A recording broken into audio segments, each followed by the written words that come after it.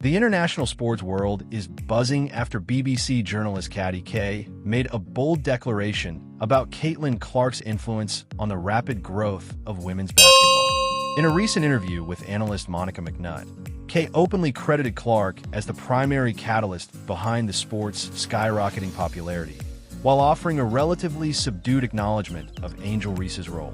Drawing parallels to the legendary Larry Bird and Magic Johnson rivalry, Kay suggested that Clark, as a white athlete from the Midwest, has connected with audiences in a way that has changed the business model of women's basketball.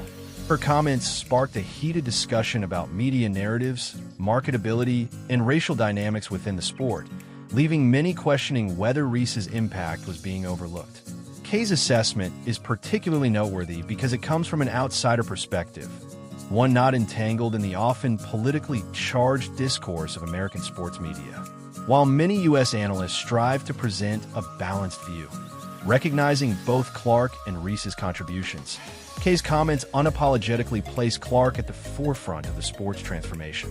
She pointed out how Clark's appeal transcends traditional basketball fandom, attracting new viewers, advertisers, and global media attention. This stance has led to widespread reactions, with some praising her for telling it like it is, while others accuse her of reinforcing biases that favor certain athletes over others. One of the most significant takeaways from Kay's analysis is her emphasis on the commercial viability of women's basketball. She highlighted how major brands are lining up to associate with Clark, solidifying her as the face of the sport.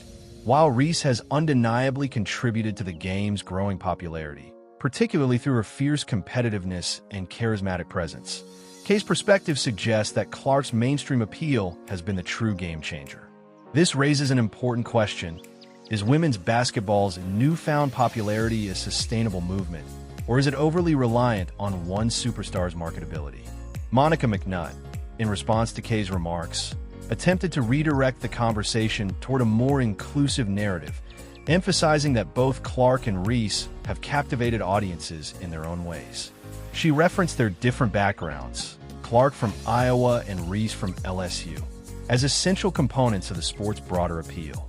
However, Kay's continued focus on Clark's singular impact highlighted a deeper divide in how different media figures perceive the changing landscape of women's basketball.